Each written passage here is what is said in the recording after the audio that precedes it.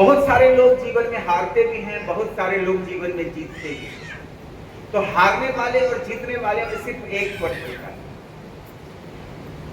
एक विद्यार्थी पूछते हैं अपने गुरु से कि इंसान क्यों हारता है, तो गुरु का जवाब ये नहीं था कि इंसान कमजोर है इसलिए हारता है, गरीब है इसलिए हारता है, अनपढ़ है इसलिए हारता है, बुजुर्ग और बूढ़ा है इसलिए हारता है। जी नहीं, इंसान हारता क्यों है उसका एक ही जवाब है, क्योंकि वो भटक जाता है।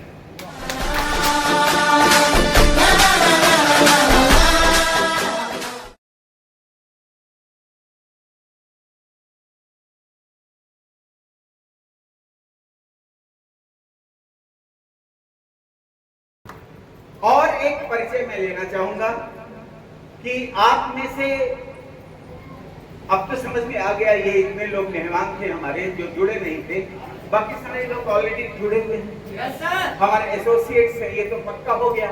तो मैं एक परिचय और लेना चाहूंगा कि आप में से ऐसे कितने लोग हैं जो मुझको पहली बार सुन रहे हैं। एक बार हाथ खड़े कर जी, 100%।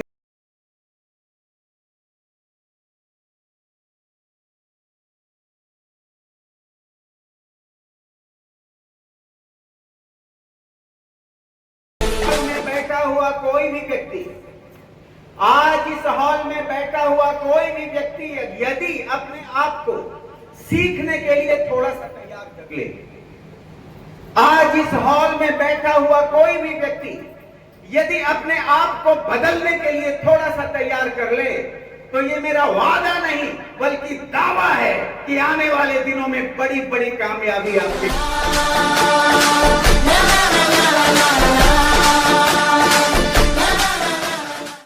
थोड़ा सा बदलना है, थोड़ा सा सीखना है। कितना बड़ा टफ कार्य है, कितना कठिन कार्य है। We have to change something and we have to learn something। कितना, अरे थोड़ा सीख लो, थोड़ा बदल लो। अपने ईगो में रह के क्या मिल गया और आने वाले कल में भी क्या मिल पाएगा। मास्टर का बेटा हूं, मेरी मां टीचर रही है बिहार गवर्नमेंट में और मेरे पिता सेंट्रल गवर्नमेंट एम्प्लॉय रहे हैं। दोनों सरकारी नौकरी पेशा, माता पिता का मैं संतान। 1961 में मैं पैदा हुआ था, 1961, मेरी उम्र जोड़ लो। और ये मैं लिख के देता हूं। दिन सोमवार था, तारीख 25 थी, सितंबर का महीना था। सुबह 10:30 बजे नजारत अस्पताल मोकामा में फुर्सत से निकाला गया था, जबरन पैदा हुआ था। 1981 में मेरी शादी हो गई। उसका भी एक विटनेस है, बतला घाट रेल दुर्घटना, विश्व का द्वितीय विराट दुर्घटना हुई थी ठीक मेरी शादी के एक दिन पहले। 8 जून 1981 को मेरी शादी हो गई, वो भी लिख देता हूं। शादी मेरी 1981, यानी 20 साल की उम्र में मेरी शादी हो गई। उन दिनों केआरके स्कूल में पढ़ता था, मैट्रिक में हाफ पैंट पहन के जाता था। आज की डेट में नर्सरी वाले फुल पैंट पहन के जाते हैं। ये अंतर उन दिनों और आज के दिनों में। मेरी शादी का एक जिक्र मैं बताता हूं। मेरी बहन ने मेरे कमरे में एक फोटो रखी। मैं 2 भाई एक बहन हूं। सुबह उठकर पूछती है कि फोटो कैसा लगा। मैंने बोला कौन सी फोटो? अरे तुम्हारी मेज पर मैंने एक फोटो रखा हुआ है, देख के बताओ कैसी है। मैंने बोला क्यों? मेरे हाँ ना कहने से क्या फर्क पड़ेगा, गारंटी दो कि यदि मैं रिजेक्ट करूंगा तो शादी कैंसिल होगी। होगी नहीं तो औपचारिकता करने से क्या फायदा। क्योंकि मेरे को पता था कि बात बहुत आगे जा चुकी है, ये शादी होनी है। आजकल पिताजी अपने बच्चों की शादी ठीक करने से पहले डरते हैं कि कहीं बचवा से पूछ लो कोई एडवांस बुकिंग ना करके रखा हो। इतना कॉन्फिडेंट नहीं होता जितना उन दिनों हुआ करता था। यस और नो सर?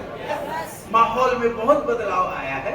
चलिए कोई बात नहीं, ये तो सृष्टि का वो परिवर्तन चक्र है, होता ही रहता है। 1984 में मेरे पिताजी ने मेरे को नौकरी देने की पहल की। 1984 में मेरे पिताजी रिटायर समय से पहले हो गए, क्योंकि मैं बेटे को अपनी जॉब दे दूंगा। मैंने मना किया कि बाबूजी मेरे को नौकरी नहीं चाहिए, आप पूरी नौकरी कर लीजिए, मैं नौकरी लेने वाला हूं नहीं। उन्होंने कहा बच्चा है, नौकरी कैसे ले लेगा? बेटा, आने वाले दिनों में भगवान मिल सकते हैं लेकिन नौकरी नहीं मिलेगी। तू मेरा बेटा है, बाप की नौकरी कैसे नहीं लेगा? और उन्होंने प्रोसेस जारी रखा, सरकारी कार्रवाई, कागजी कार्रवाई जारी रखा। समझ लीजिए कि ज्वाइन करने के लिए मेरे को ले जाया जा रहा था ECL आसनसोल।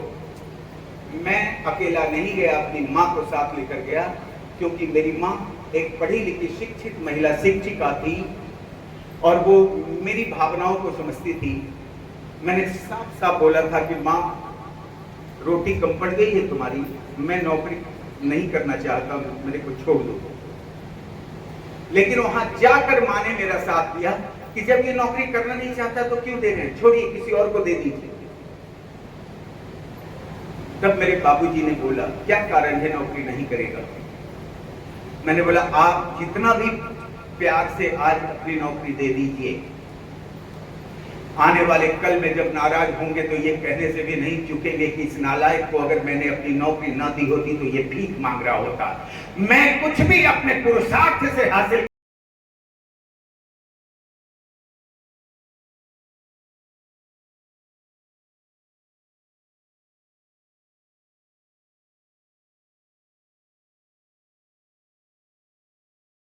के लिए परीक्षा दे रहे हैं, खेत बेच रहे हैं, सोना चांदी दे रहे हैं, क्या नहीं कर रहे हैं? क्यों?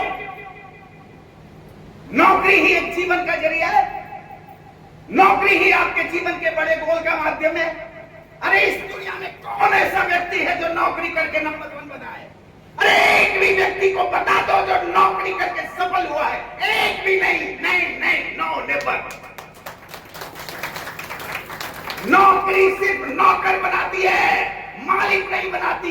ये विडंबना है हमारी कि हम नौकर बनने के लिए ही प्रयास करते हैं, नौकर बनने का सपना देखते हैं, नौकर बनकर खुश हो जाते हैं। मालिक बनने की सोच रखने में कौन मना करता है हमें? मालिक बनने का प्रयास करने में कौन मना करता है? अरे इस दुनिया में मालिक बनने वाले लोग आसमान से नहीं गिरते, धरती से नहीं उपजते, मां की कोख से ही पैदा होकर मालिक बनते हैं। हम भी मां की कोख से ही पैदा होते हैं। अरे मालिक बनने वाला भी सोना चांदी लेकर पैदा नहीं होता, हम भी नौकर बनने की गारंटी लेकर पैदा नहीं होते। जब एक समान पैदा होकर कोई व्यक्ति मालिक बन सकता है तो उसी मां की कोख से हम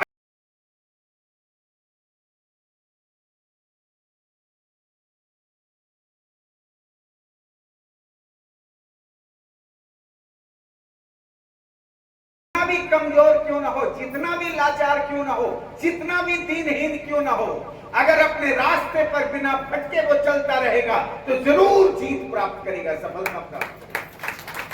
लेकिन कोई भी इंसान जितना बलवान क्यों ना हो, कितना पढ़ा लिखा क्यों ना हो, जितना शक्तिशाली क्यों ना हो, अगर वो भटकता रहेगा कभी कहीं नहीं पहुंच पाएगा।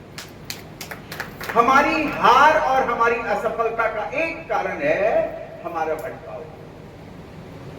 मैं आप सभी प्रबुद्ध लोगों से निवेदन करता हूं कि धनबाद से आया हूं आपसे बातचीत करने के लिए, 1-1.5 घंटे कभी भटकिएगा मत। मैं झारखंड में हूं, झारखंड में पैदा नहीं हुआ हूं, मैं बिहारी ही हूं, शिफ्ट हो गया हूं झारखंड। पहले आप लोगों से मैं कुछ परिचय लेता हूं, फिर मैं अपना परिचय दूंगा, विस्तार में दूंगा, ताकि मैं चाहता हूं कि इस हॉल में बैठा हुआ कोई भी व्यक्ति अपने जीवन में सफलता प्राप्त करने से पहले भटके नहीं।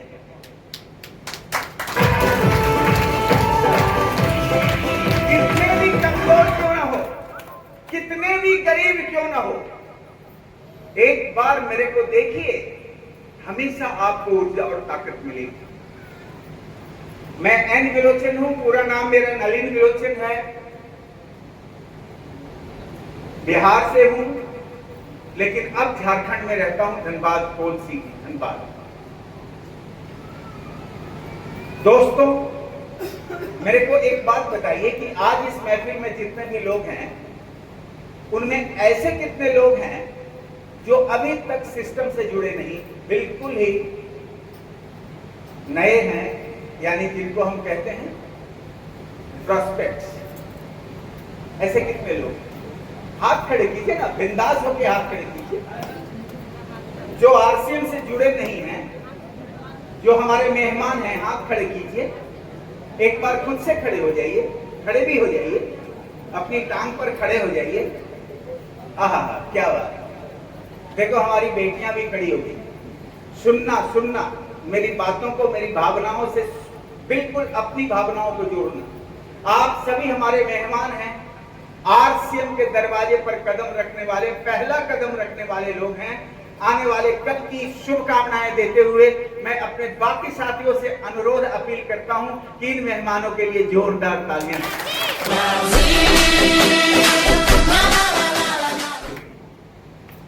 नौकर बनके सैलरी मिलेगी, पर मियां बीवी बच्चा जीवन जी, क्या कमाल है यार।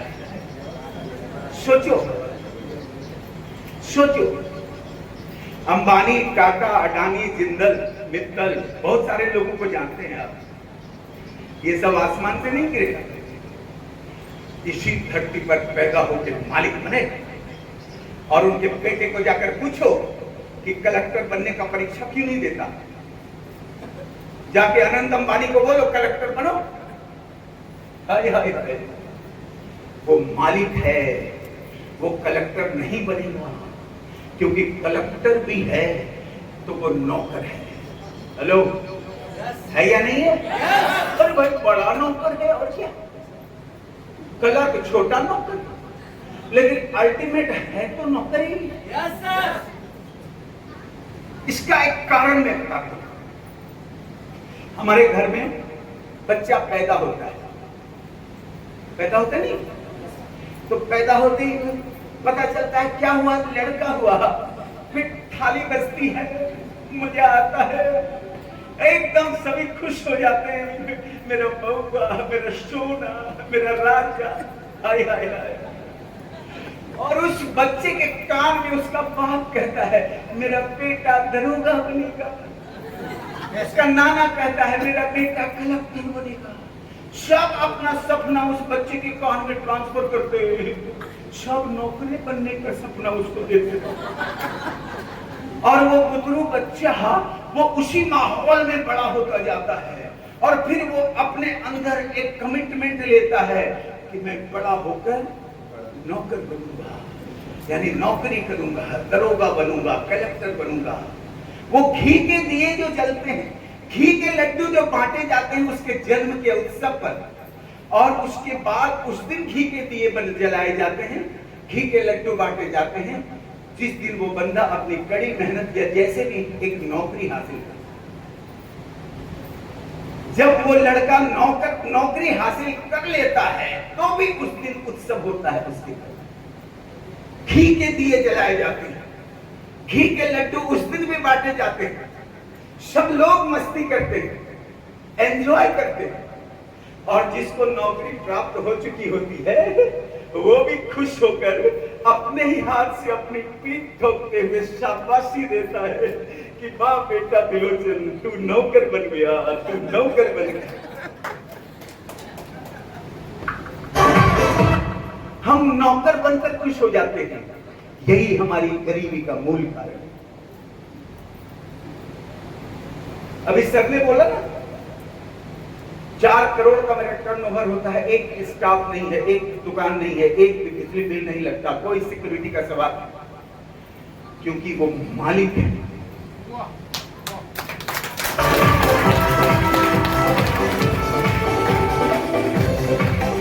मैंने बोला मेरे को नौकरी नहीं करनी, हालांकि उस समय ना आरसीएम था, नहीं हमारी सोच उतनी परिपक्व थी, लेकिन अंदर में एक दीवानगी जरूर थी कि परिवार के लोग जिस परिपाटी पर चल रहे हैं, मेरे को कुछ अलग चलना है। मैं उसकी पुनरावृत्ति नहीं करूंगा,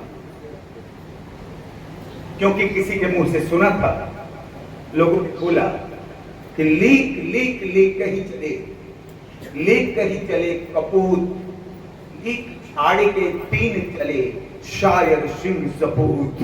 मैं छोड़ के चला, मैं सिर्फ रोटी खाने और सोकर मर जाने के लिए पैदा नहीं हुआ हूं। मेरे को कुछ नया करना है, मेरे को कुछ अलग करना है, मेरे को कुछ बड़ा करना है। मैंने रिस्क लिया। क्यों नहीं रिस्क लेते? क्यों सुरक्षा के जोन में जीते हैं आप? इतना भी कमजोर नहीं है कि रोटी से पेट ना भर सके। रिस्क लीजिए, कुछ बड़ा सोचिए। आप नौकरी कर भी लेते हैं, क्या आप अपने खानदान के पहले व्यक्ति होते हैं जो नौकरी कर लेते हैं? कोई व्यवसाय कर भी लेते हैं तो क्या आप अपने खानदान के पहले व्यक्ति होते हैं जो व्यवसाय करते हैं? लेकिन लिख लो, लिख लो, लिख लो, अगर आरसीएम का टेक्निकल अचीवर बनेंगे तो अपने खानदान के पहले व्यक्ति होंगे आप जो आरसीएम का टेक्निकल होगा।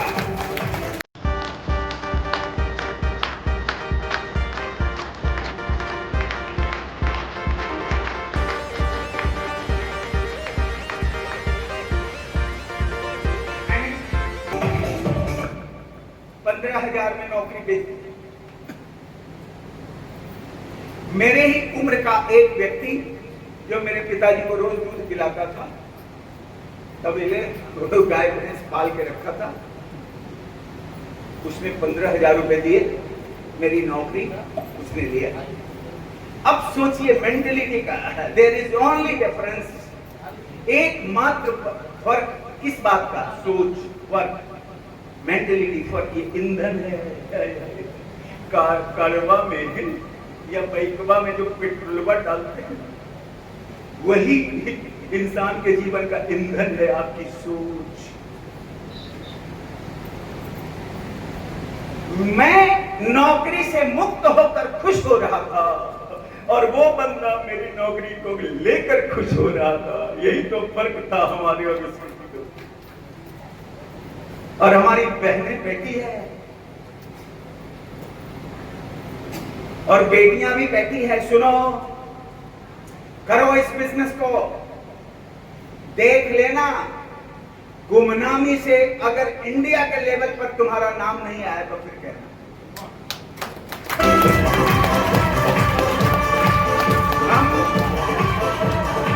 21वीं सदी का दौर है, वो 18वीं सदी वाली सोच नहीं चलती। हाय तेरी अबला यही कहानी, आंचल में दूध आंखों में पानी नहीं चलता। ये 21वीं सदी का भारत है। कल्पना चावला एस्ट्रोनॉट बनती है, किरण बेदी फर्स्ट आईपीएस बनती है। अरे कौन सा ऐसा सेक्टर है जिसमें महिलाओं का बच्चा सुनाओ? आरसीएम करो, मजा आएगा। पुरुष प्रधान देश है भारत, लेकिन आरसीएम ने नारी सशक्तिकरण का एक मजबूत बिंदु रखा है। और जितनी भी हमारी बहनें और बेटियां हैं, 40 साल से ऊपर की जो भी है हमारी बहन है, उससे नीचे वाली सब बेटी है। इसलिए मैं दोनों बोलता हूं, बिजनेस करो। कैसे करना है मैं अभी बताऊंगा।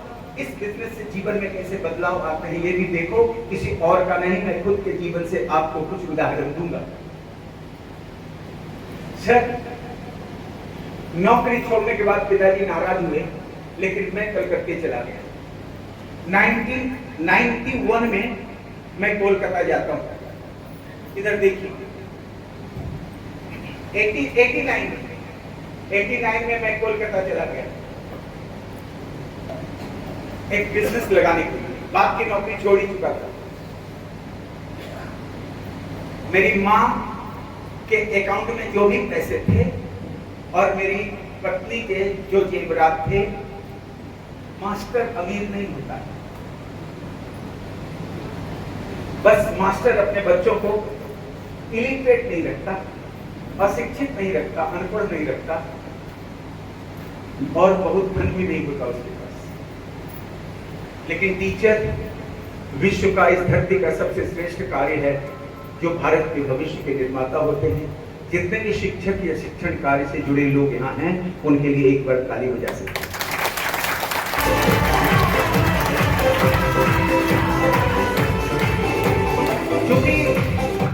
चूंकि मैं टीचर सन हूं, तो इस पेशे से जुड़े लोगों के प्रति अगाध श्रद्धा रखता हूं और उनमें अपने माता पिता का अंश भी देखता हूं, बहुत सम्मान देता हूं। तो मैं आगे कह रहा हूं, 89 में कोलकाता चला गया, एक छोटी सी दुकान मैंने लगाई ज्वेलरी की, और वही शिफ्ट हो गया। 91 में मेरी माँ बोली, जब तू अपनी फैमिली को भी ले जा। 2 साल तो मैं अपनी बहन के यहाँ रहा था, वहां मेरी बहन बहनों ही रहते थे पहले से। 1991 में वो लिखूंगा नहीं, 89 कोलकाता चला गया। 91 में मेरी माँ, मेरी पत्नी और बच्चों को मेरे साथ कर दी। अब कर दी तो वहां घर लेना पड़ेगा, तो एक घर लिया। वो घर कैसा था वो भी बताता हूँ। आपने बड़े अंदाज में मेरे नाम को प्रमोट किया, आपने मेरे को बुके दिया, आपने बहुत सारी चीजें की, बहुत सारा रिगार्ड रिस्पेक्ट मेरे को दिया, लेकिन मेरी असली औकात क्या है जो मैं अब बताना चाहता हूँ। मैं जब वहां एक घर लिया तो एक छोटा सा कमरा था जिसमें मिट्टी की फर्श थी, मिट्टी के दीवार थे, ऊपर में छप्पर था, छप्पर झोपड़ी थी। मैंने किराए पर लिया क्योंकि उससे अच्छा कोई घर लेने की औकात नहीं थी मेरी। मैं जीरो से स्ट्रगल करना स्वीकार किया था अपने बाप की सरकारी नौकरी छोड़कर। सुनो प्यारी दुनिया और आप हमारे भाइयों, जीवन में जब तक रिस्क नहीं लेंगे तब तक रिवॉर्ड नहीं मिलेगा, ये नियम है प्रकृति का।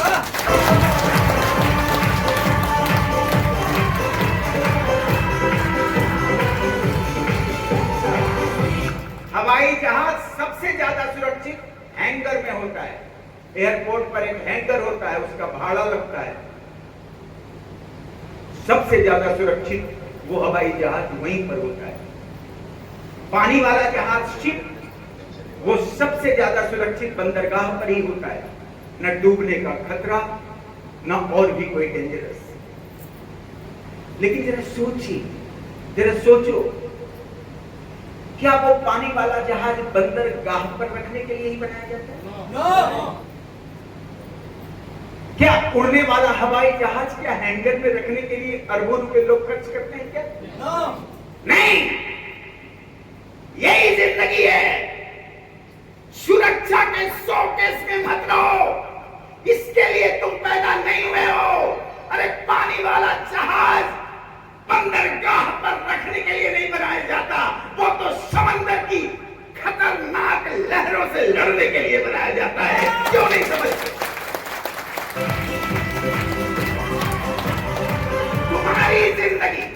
तुम्हारी जिंदगी भी सुरक्षा के घेरे में रखने के लिए नहीं बनाया जाता। तुम्हारी जिंदगी भी संघर्ष खतरनाक तरीके से करने के लिए बनाया गया है। डर लगता है, गिर जाएंगे तो क्या होगा, ये हो जाएगा तो क्या होगा, तो क्या होगा बोलो? जिसकी जिंदगी में सफलता नहीं, उसका जीवन मौत से ज्यादा बेहतर नहीं, मैं अच्छी तरह जानता हूं। सक्सेस बिना जिंदगी मुर्दे से कम नहीं होता। तुम अपनी जिंदगी को एंजॉय तभी कर पाओगे जब तुम्हारी जिंदगी में सक्सेस हो, सफलता हो। सोचो, क्यों नहीं लेना रिस्क?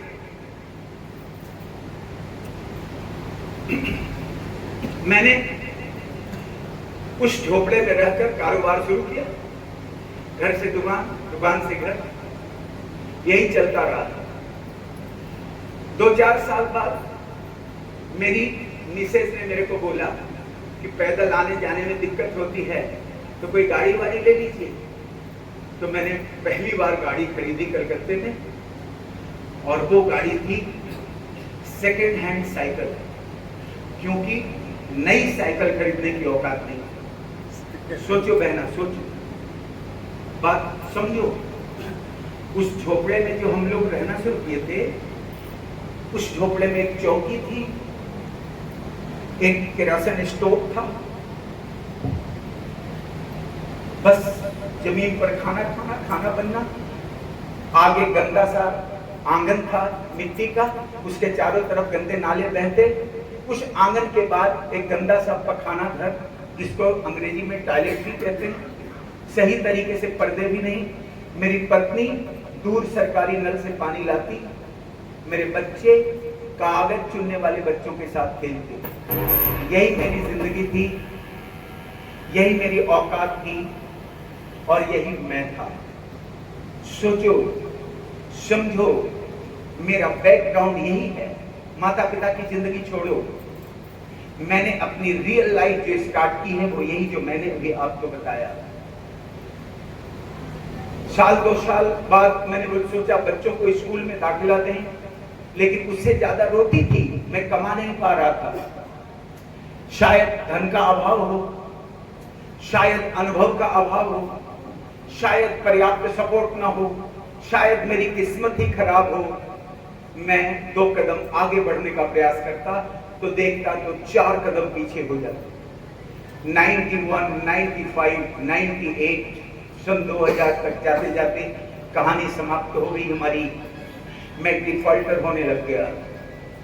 2000 के बाद मेरी स्ट्रगल यानी मेरा संघर्ष इतना खतरनाक था बहनों कि खाना बन जाता तो मैं थैंक्स बोलता भगवान जी को कि खाना बना, खाए हम लोग, नहीं वर्ल्ड कम कर लो। 2001 चला, 2002 चला, 2003 नहीं चल पाया।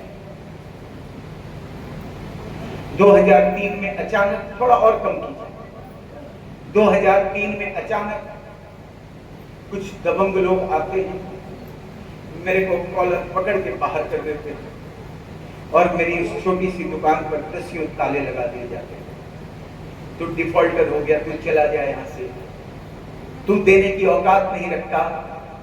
बस बात खत्म हो जाती है। जब मैं उस दुकान से बाहर आ रहा था, थोड़ा कंट्रोल करने को लिए चाहूंगा, दुकान से बाहर आ रहा था, एक चवन्नी भी मेरी जेब में नहीं थी और मैं सड़क पर आ गया था और मैं घर जाकर चुपचाप बैठ गया उसी चौकी पर। मेरी पत्नी कुछ ऐसी संभावनाओं से अवगत थी, वो मेरे को देखकर समझ गई कुछ गड़बड़ हुआ है।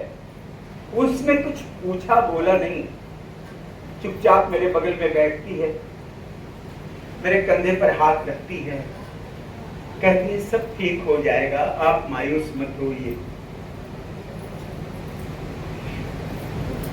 देखो, मैं याद नहीं करता हूं उन लम्हों को। अब बोला जाता है कि स्टोरी बताइए तो जाना ही पड़ेगा। बोलने से पहले तो मैं खुद इमोशनल हो जाता हूं। 10-12 दिन मैंने कलकत्ते की सड़कों पर गुजारा होगा। यूं घर से निकलता, हाँ बस और कम कीजिए, मोमेंट बिगाड़िए मत, आप आ जाइए, छोड़ दीजिए उसको। अगर आपको लगता है कि आवाज कम ज्यादा हो रही है वो मेरे कारण, मैं जब आप वॉल्यूम देते हैं तो मैं इसको दूर करता हूं, उसको एक जगह रहने दीजिए। मैं इस तरह 10-12 दिन मैंने अपने जीवन के काले दिन गुजारे कलकत्ते की सड़कों पर।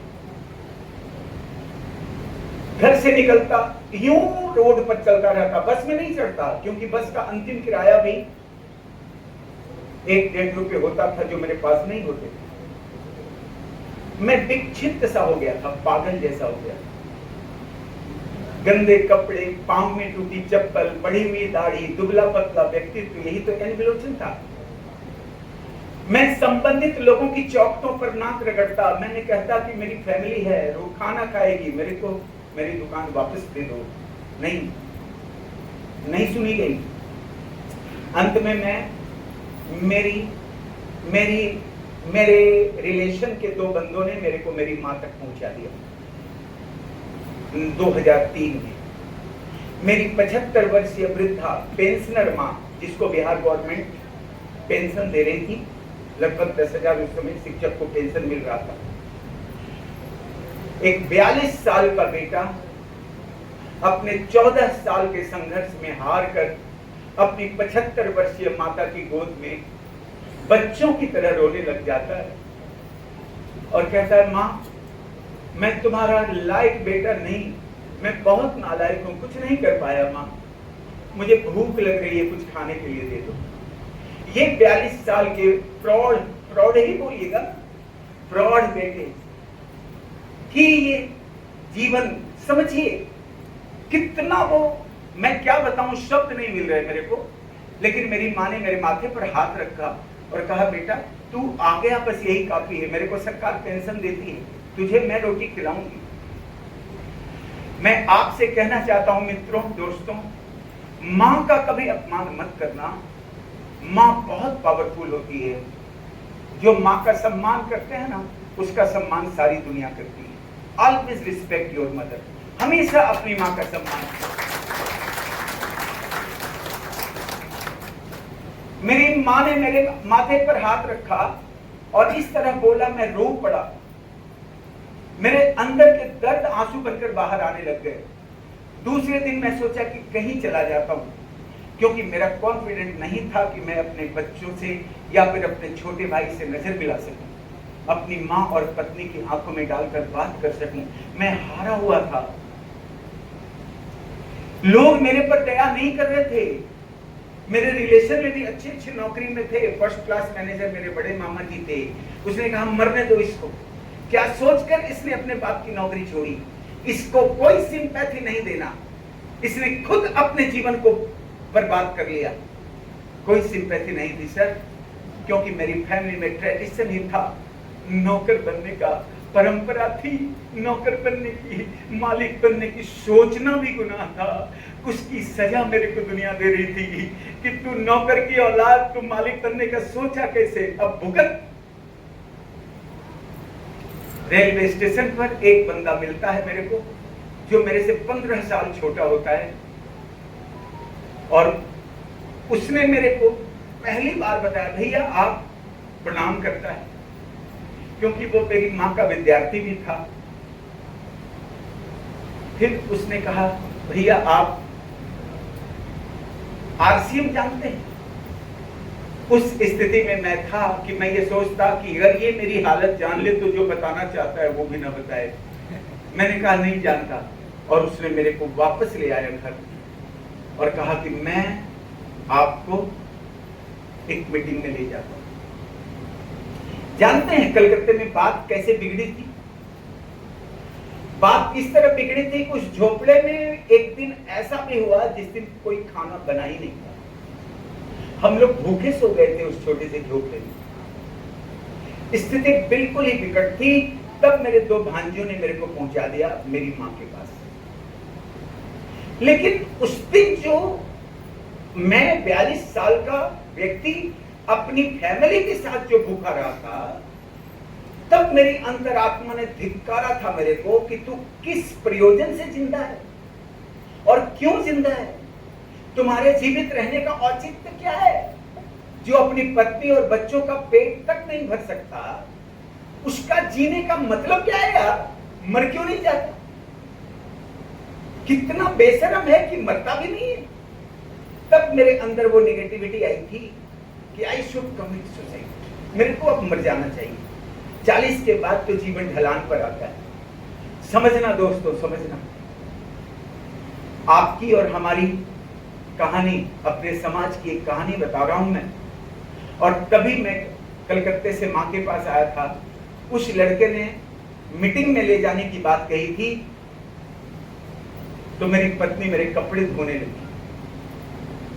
यहां भी एक पॉइंट है, थोड़ा सा नोट करना इसको, कि मेरे कपड़े जब मेरी पत्नी धोने लगी तो मैं अपने 42 साल के जीवन के उस इकलौते कपड़े को, कपड़े के सूखने का इंतजार कर रहा था गमछा पहन के, क्योंकि मेरे पास दूसरे कपड़े नहीं थे। 42 साल के इस व्यक्ति के, आप में से बहुत सारे लोग होंगे, बहुत सारे लोग संघर्ष कर रहे होंगे, शायद आर्थिक स्थिति बहुत खराब होगी, लेकिन इतना भी खराब नहीं होगी कि आपके घर में पहनने के दूसरे कपड़े ना हो। मेरे पास नहीं थे। जब तक वो कपड़ा सूखा नहीं, मैं गमछा पहन के ही उस कपड़े के सूखने का इंतजार कर रहा था। इसको समझिएगा। और भूखा था क्योंकि रोटी नहीं थी, वो तो मैंने बता ही दिया था। और जब मेरे को मीटिंग में ले जाया गया मालदा टाउन, हम लोग मालदा टाउन के ही प्रोडक्ट हैं, पूरी आदरणीय सुजीत सर की जितनी भी टीमें हैं, हमारा मेन मक्का मदीना कह लो या फिर अयोध्या मथुरा कह लो, वो सब हमारा मालदा टाउन ही है। वहीं से हमने एबीसी सीखी है आरसीएम की, और वहाँ एन बिलोचन को पहुंचा दिया जाता है। एक मीटिंग में संघ था 2003, और वही भिखारी एन बिलोचन, दुबला पतला काला कलूटा, टूटी चप्पल, बड़ी हुई दाढ़ी और एक बुरा सा व्यक्तित्व लेके बैठने वाला वो एन बिलोचन 7 घंटे की मैराथन मीटिंग में बैठा था।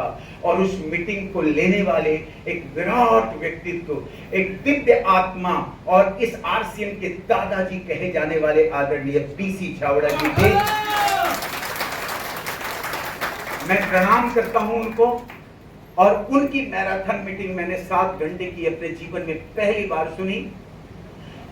अगर आपके बीच में 1-1.5 घंटे से ज्यादा बात करने लगूं तो हो सकता है आप बोर भी हो सकते हैं, लेकिन मेरी पहली ही मीटिंग 7 घंटे की थी। समझना, बोलते तो हम उतना ही हैं जितना हम जानते हैं, लेकिन सुनते तो हम वो भी हैं जो हम नहीं जानते। इसलिए अच्छे श्रोता बनो तो अच्छे वक्ता भी एक दिन बनेंगे, और लीडर भी अच्छे बनेंगे। वो 7 घंटे की मैराथन मीटिंग में पहला 3 घंटा मैं रोता रहा। मेरे आजू बाजू में कौन मेरे को देख रहे हैं, इससे मेरे को कोई परवाह नहीं की। सर ऐसी ऐसी बात ही कर रहे थे। सर की एक एक बातें 1000 करोड़ की थी, और मेरा निर्माण हो रहा था। सर जब पहले स्पेल में नीचे आए तो मैंने उनके पांव छूकर प्रणाम करते हुए कहा कि सर मैं बहुत अभागा हूं, मैं मर जाना चाहता हूं सर, जीने की इच्छा नहीं। उन्होंने कहा बैठ, अभी मीटिंग समाप्त नहीं हुई। और फिर से वो स्टेज पर जाते हैं, और फिर वो कहने लगे जैसे हर एक बात वो मेरे ही लिए कह रहे हो। उन्होंने कहा कौन कहता है कि तू अभागा है, बता। अरे नादान, अभागे तो वो होते हैं जो इस संसार में कीड़े मकोड़े बनकर पैदा होते हैं। अरे अभागे तो वो होते हैं जो इस संसार में जानवर बनकर पैदा होते हैं। तू तो इस संसार का सर्वश्रेष्ठ प्राणी इंसान बनकर पैदा हुआ, फिर तू अपने को अभागा क्यों कहता? अरे मैं कहता हूं कि तू अभागा नहीं है, और तू भी अभागा नहीं है। बस ये कमी है कि तू अब तक जागा नहीं है, जागा नहीं। मैं कहना चाहता हूं आपको, अंदर के उस विजेता को जगने दो, अंदर के उस अंतरात्मा को उभारो। इंसान जब जगता है तो धरती कांपने लग जाती है, समंदर उबलने लग जाता है, नक्षत्र हिलने लग जाते हैं। जब इंसान जगता है तो काया पलट हो जाता है। एक बार अपने को जगाओ। एक बात और कही थी उन्होंने कि अतीत में मत जा। तू क्या था इससे कोई फर्क नहीं पड़ता। तू गरीब था, अमीर था, भिखारी था, कुछ भी था। और मैं भी आप लोगों को कह रहा हूं कि क्या था इससे कोई फर्क नहीं पड़ता, आप क्या बनने वाले हैं इससे फर्क पड़ता है। उन्होंने कहा था कि अतीत में मत जा, अतीत मुर्दा है, अतीत में जाएगा तो मुर्दा बन जाएगा। तू कहां जाना चाहता है ये देख, क्योंकि भविष्य जिंदा है। भविष्य में जाएगा तो विजेता बन जाएगा। हमेशा लुक फ्यूचर, आगे लुक फॉरवर्ड, आगे देखिए, डोंट लुक बैक, कभी पीछे नहीं देखना। और आप क्या थे क्या हैं इससे कोई नहीं, हम कहां जाना चाहते हैं। और उस दिन मैं एक कमिटमेंट लेकर आया था कि मेरे को आरसीएम करना चाहिए, लेकिन मेरे पास तो 2 रुपए की औकात नहीं थी। उन दिनों आरसीएम की किट खरीदने की सबसे छोटी कीमत थी 1260 रुपए। मैं आता हूं मीटिंग से मैं अपनी मां का पांव दबाता हूं। मैं पांव बराबर ही दबाता था, ऐसा नहीं। मैं मां के लिए चाय लाया करता था दुकान से, स्टील का गिलास में हाथ से ढककर मां कहती, तो पांव दबाते हुए मैंने बोला कि मां मैं तो कुछ नहीं किया जीवन में, लेकिन एक हेल्प मैं चाहता हूं, तू कर दे मेरे को। क्या बेटा बोल। मैं आरसीएम की मीटिंग से आया हूं, मेरे को आरसीएम से जुड़ने की इच्छा है। 1260 रुपए लगते हैं, देगी? मेरी माँ ने कहा मैंने तेरी कौन सी इच्छा पूरी नहीं की, जरूर दूंगी। और अपने माँ के सौजन्य से, माँ की वजह से मैंने 2003 में आरसीएम को ज्वाइन किया। ये 2003 आरसीएम को ज्वाइन किया और ये 2003 में आरसीएम मेरे जीवन में आया।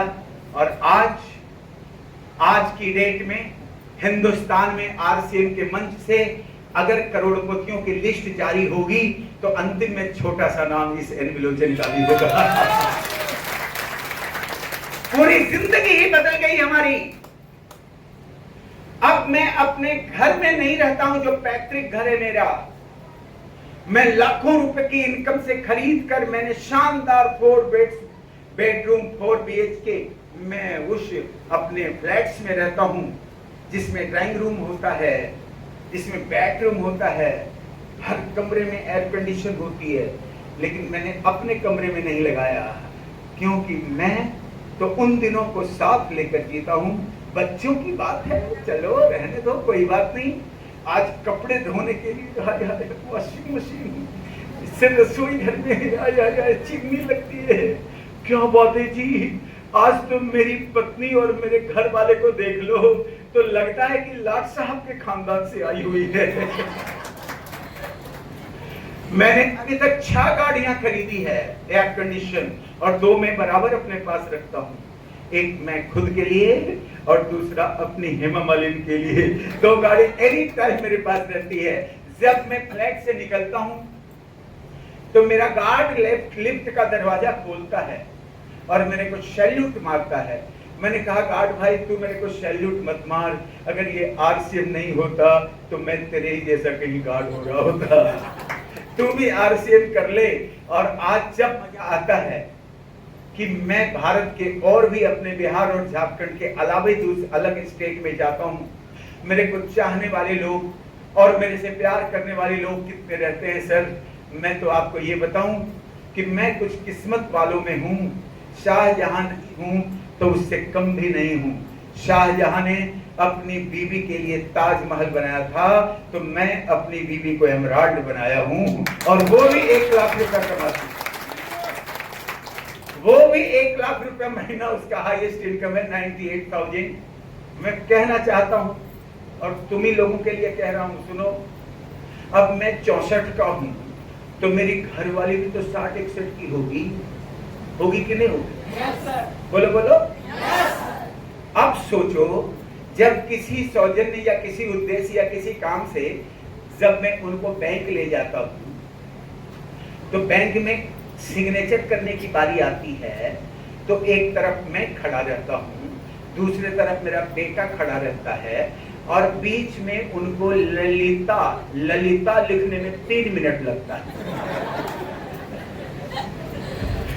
3 मिनट में वो ललिता लिखती है, लेकिन she is getting now approximate 1 lakh rupees in every month. क्या बात।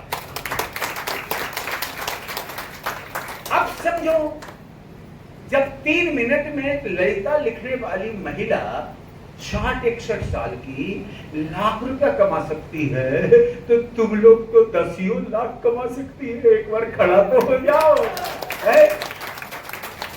क्या बात।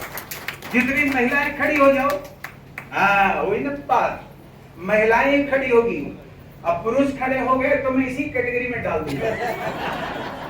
और जितनी हमारी बहनें और बेटियां खड़ी हुई है, उनके लिए जोरदार ताली बजाने की जिम्मेदारी, जोरदार जोरदार और जोरदार और जोरदार।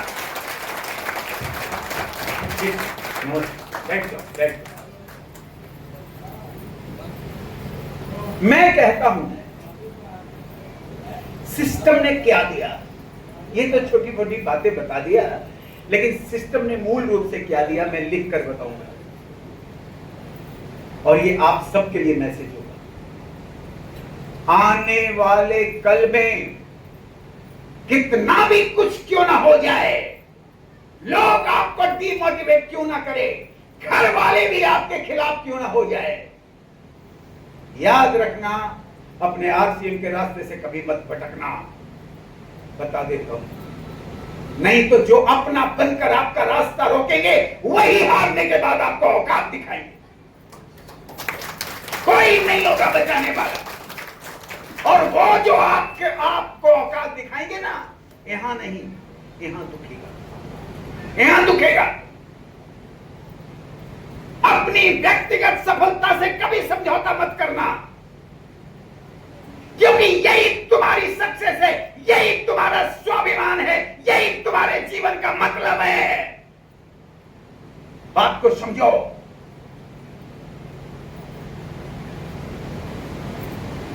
गिफ्ट में कुछ नहीं होता। और एक बात कह देता हूं, याद रखो, तुम्हारी व्यक्तिगत सफलता के लिए कोई भी दूसरा तुम्हारी हेल्प नहीं करेगा।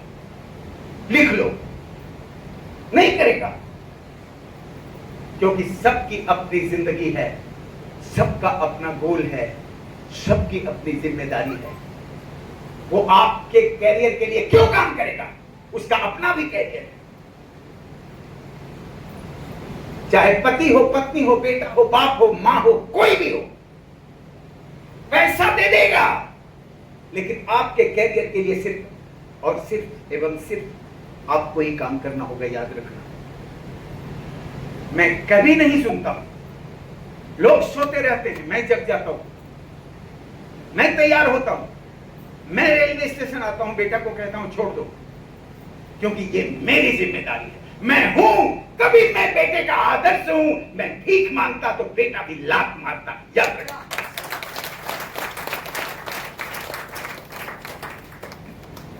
अपने स्वाभिमान से कोई समझौता नहीं।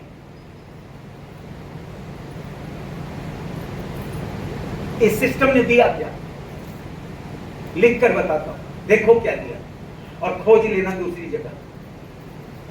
जाओ, जहां जाना है जाओ और खोज लो। अगर वो चीजें मिल गई आपको तो मत करना आरसी, और पूरे वर्ल्ड में अगर वो ना मिल पाई तो जरूर करना आरसी।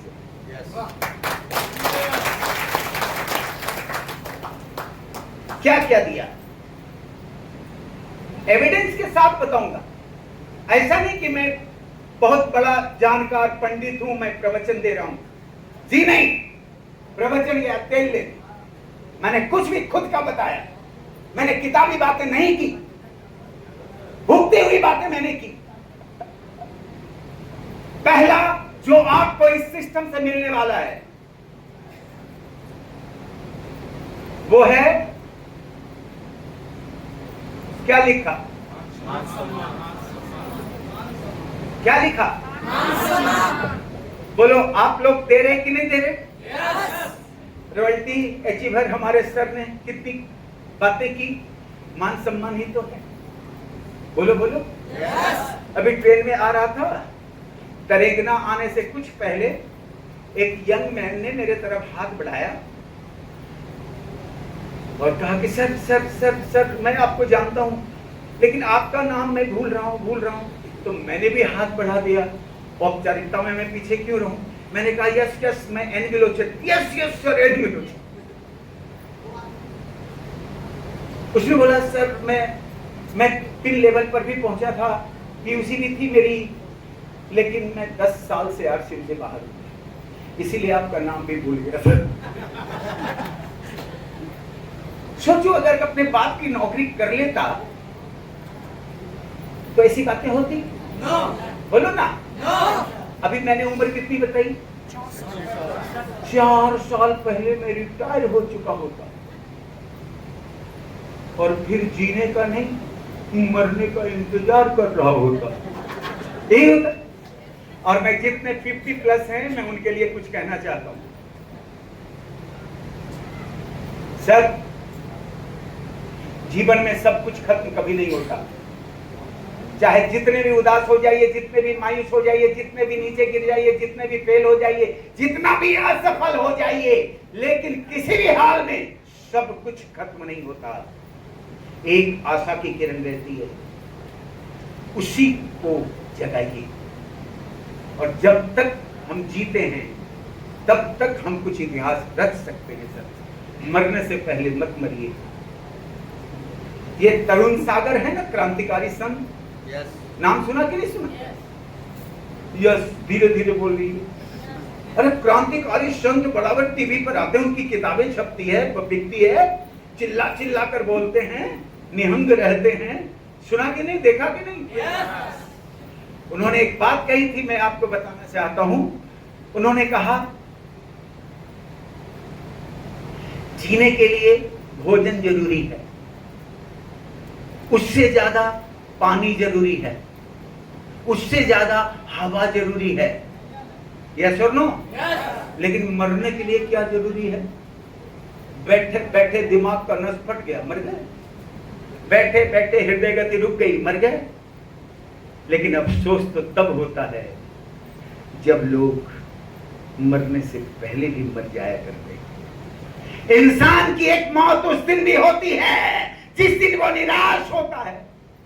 इंसान एक दिन उस दिन भी मरता है जिस दिन वो अपने आप से हार जाता है। इंसान उस दिन भी मरता है जिस दिन उसके सपने खत्म हो जाते हैं। इसीलिए पैदा एक बार हुए हो तो मरना भी एक बार। मरने से पहले बार बार मत मरना, मत मरना, मत मरना। और 50 प्लस को कहना चाहता हूं, एक बार एक आईएएस थे, 60 साल की नौकरी, सफल जिंदगी की का सेवानिवृत्ति किया उन्होंने, रिटायरमेंट ली और घर चले गए। घर जाने के बाद 1 साल से ज्यादा वो रह नहीं पाए। यानी घर के सारे लोग ये समझ रहे थे ये तो डेड हो चुका, ये तो चूसा हुआ गन्ना है, अब तो इसको टाइम पर चाय दो, टाइम पर खाना दो, अब इससे होने वाला कुछ है नहीं। और इग्नोर करने लगे लोग।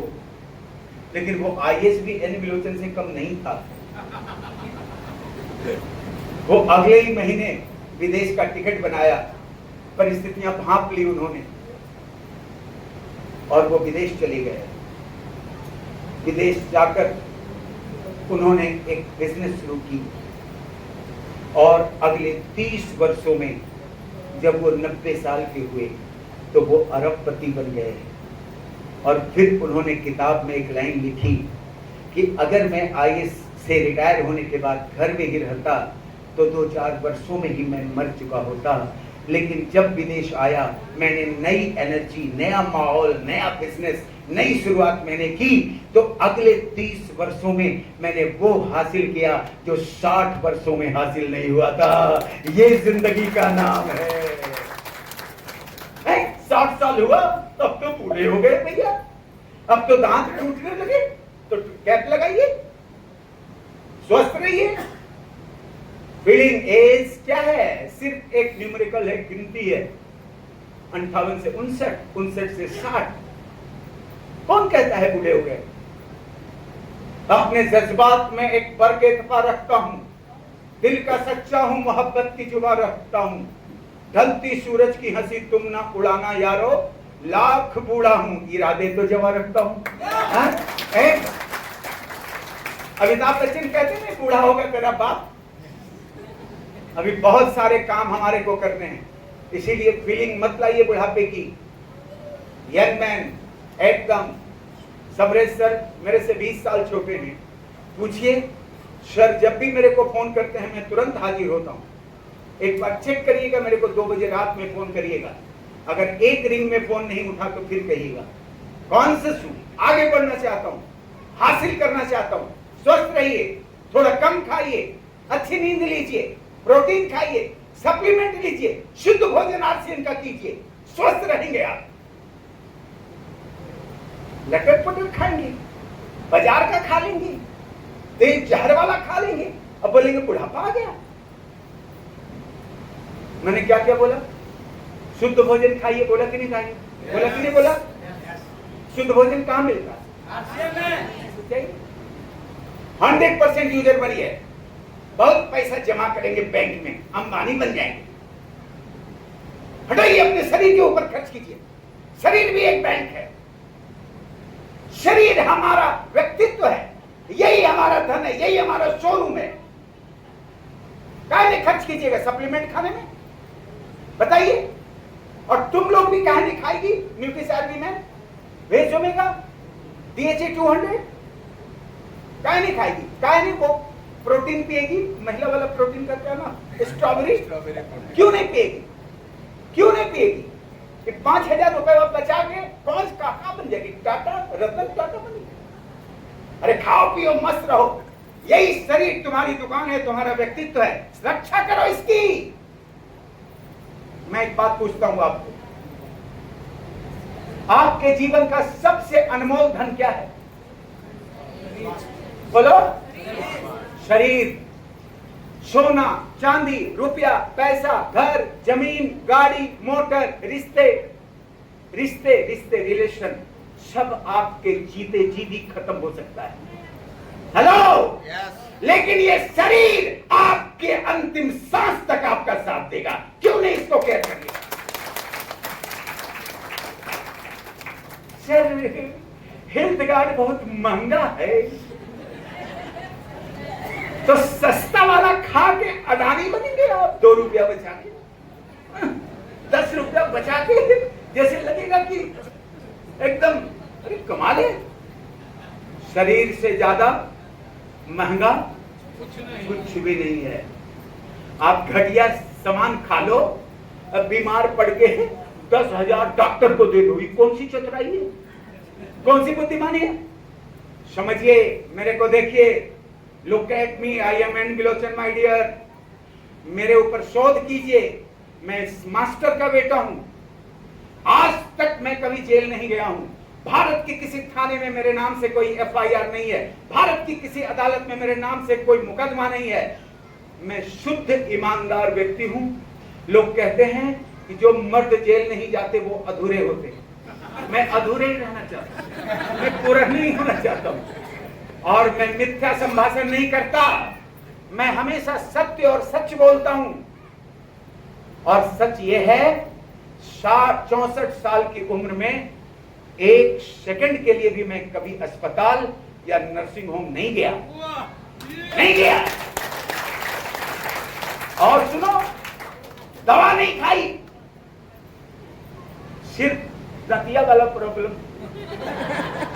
हकीकत, दांत में जो गुल लगाते थे तो दतिया समय से पहले धोखा दे दिया, तो उसमें ही जो पैसे खर्च हुए। मैं फिजिशियन के पास नहीं गया और मैं कोई मेडिसिन नहीं लेता, मैं सप्लीमेंट लेता हूं, न्यूट्रीचार्ज खाता हूं, गामा ओरिजिनल खाता हूं, RCM का शुद्ध भोजन करता हूं, 100% यूजर हूं।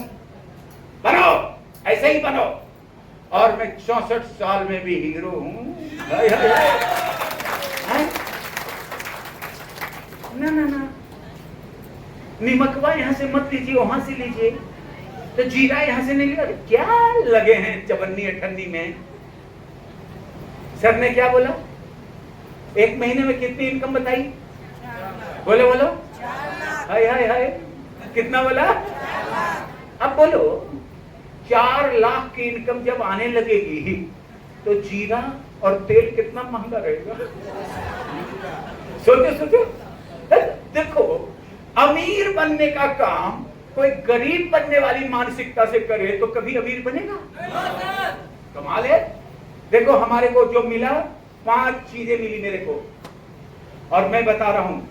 पहला क्या मिला? मान सम्मान। दूसरा मिला पहचान। बोलो, मेरे आने से पहले मेरा नाम मसौड़ी में आया कि नहीं आया?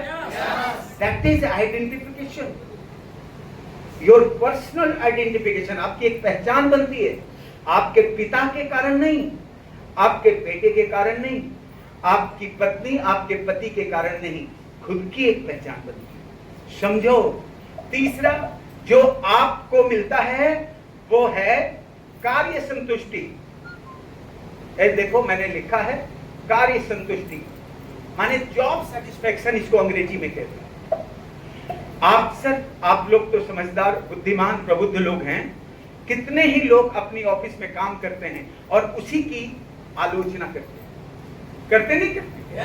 मैं तो बस कर रहा हूँ, जी नहीं लगता, मन नहीं लगता, सबसे घटिया काम है यार, कब मौत छुट्टी मिल जाए, कब, ऐसा नहीं बोलते हैं। डॉक्टर विवेक बिंद्रा जी कहते हैं कि जॉब सेटिस्फेक्शन एक ऐसी चीज है कि जो आपके अंदर डीएनए है, जो आपके अंदर जो प्रकृति है, आपका जो नेचर है, आपकी जो केमिस्ट्री है, उससे मिलता जुलता काम अगर मिल जाए तो उस कार्य में आप टॉप पर जा सकते हैं कि आपका मन भी करे उस काम को करने का। आपको उस काम से इतना प्यार हो जाए कि पैसा ना भी मिले तो आप उस काम को करो, उसके बाद अगर उस काम को करने से पैसा भी मिलने लग जाए तो आप नंबर 1 बन जाएंगे। यही है कार्य संतुष्टि। आज मेरा जॉब सेटिस्फेक्शन, मजा आ रहा है। मैं किसी को भी कहता हूं हाँ मैं आरसीएम करता हूं। मेरे बेटे की शादी लगी, 1 साल पहले शादी हुई है उसकी। एक कुटुंब आया, तो कुटुंब आया, उसने पैसे की बात कही, 10 लाख देंगे। मैंने कहा ठीक है, मैंने मांगा तो नहीं। कहा कि अकाउंट नंबर दीजिए, मैं 2-4 लाख डाल देता हूं। जबरन ले लिया, बैठ के डाल भी दिया। उसके बाद मेरे को पता चला कि आदमी किसी दूसरा नेटवर्क से जुड़ा हुआ है। तो मैंने उसको बोला, अब नाम नहीं बताऊंगा किसी नेटवर्क की, हाँ मैंने जुड़ा है सर, साथी के प्रेशर में जुड़ गया। मैंने उसी टाइम मन बना लिया कि अब तुम 10 का 20 भी देगा तो तुम्हारे यहाँ हम संबंध नहीं करेंगे। और उसको पैसा हम लौटा दिए। अब बोले कि मेरा फैमिली मना कर दिया, भैया क्षमा करो, कमिटमेंट के साथ बिजनेस करो। मैंने जिस कुटुंब से शादी की, शादी से पहले उनको मैंने पहले आरसीएम से जुड़ा। बोले मेरा कंडीशन यही है, पैसा आप दीजिए मत दीजिए वो आपके स्टेटस के अनुसार है, लेकिन आपको पहले आरसीएम से जुड़ना होगा। मंजूर है क्या? उन्होंने कहा खानदान के साथ जुड़ेंगे। अभी मेरे समधी साहब अभी बिगनर हैं, अभी ओपनर होने जा रहे हैं। क्यों नहीं? ये क्या है? कार्य संतुष्टि है।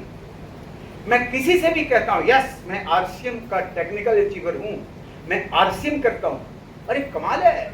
ये है कार्य संतुष्टि। और चौथा देखो क्या लिखा, क्या लिखा? सुरक्षा। इसको अंग्रेजी में क्या कहते हैं? सिक्योरिटी।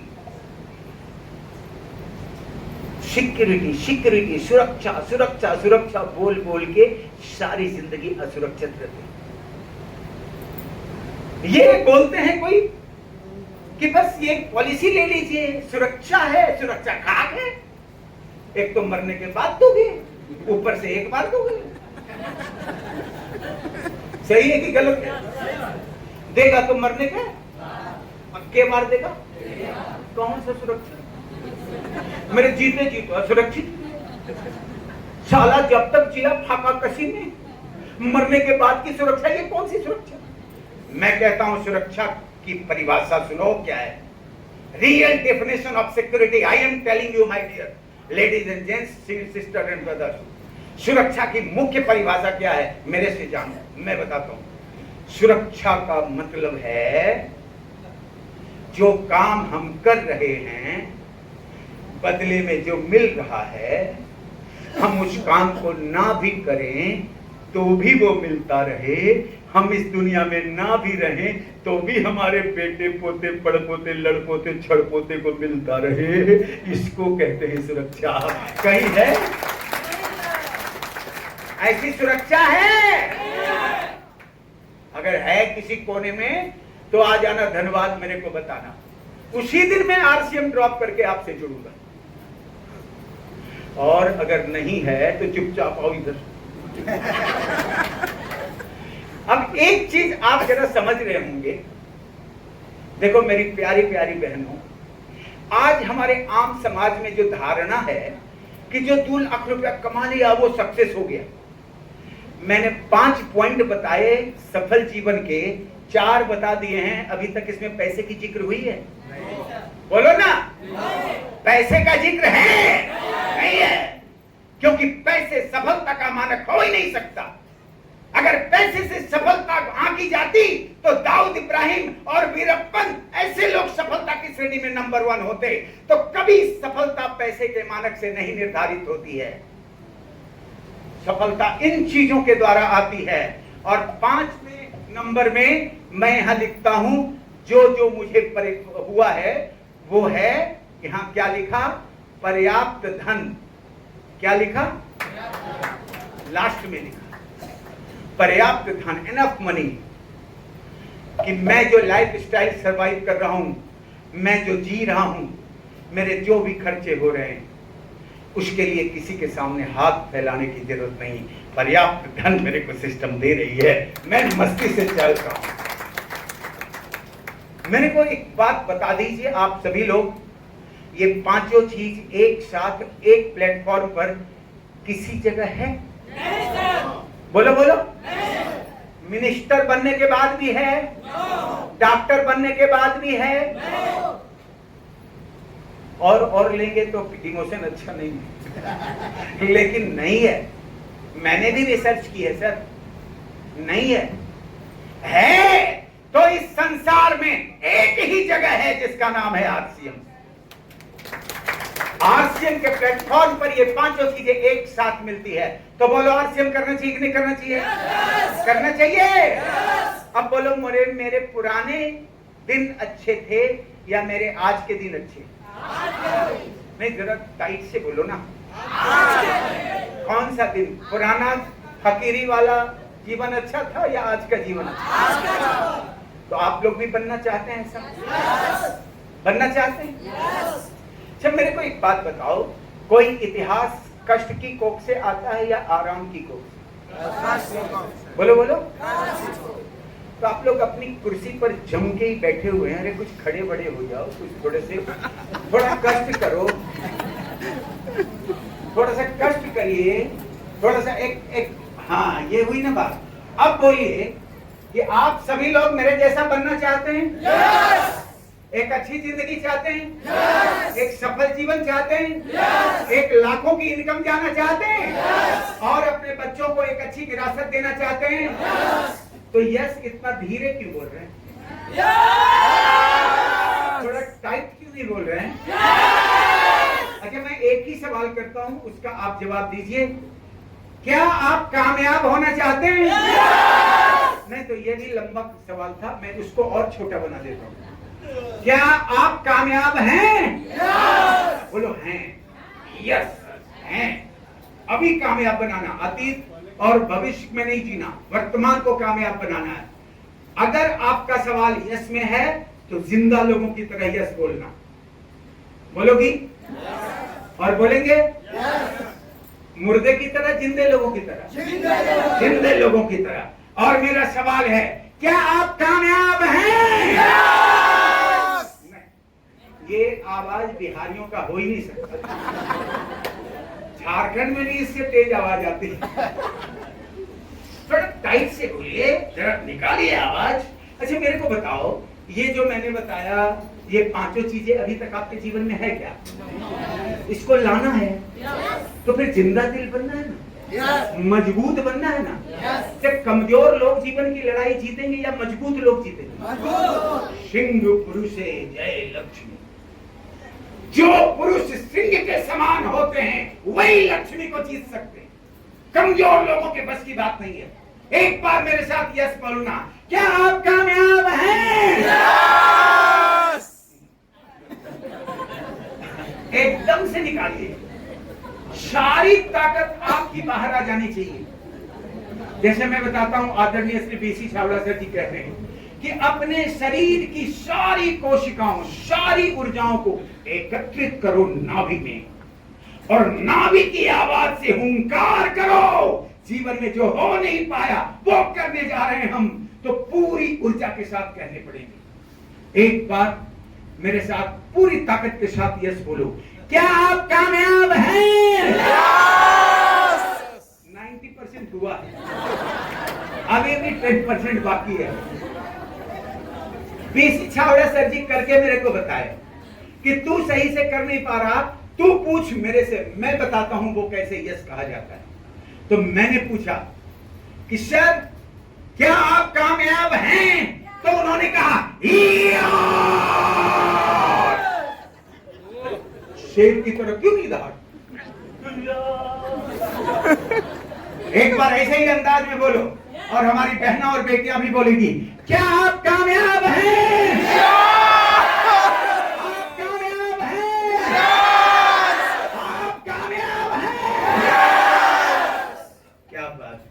अब तो मसौड़ी वाले मेरा आशीर्वाद है। आप जरूर कामयाब हैं और मैं भी आपको अब मैं कह सकता हूं, आश्वस्त कर सकता हूं, लेकिन उसके लिए एक प्रयोग और करने पड़ेंगे। बैठना मत, कुर्सी पकड़ना पॉलिटिशियन का काम है, नेटवर्कर का काम नहीं है।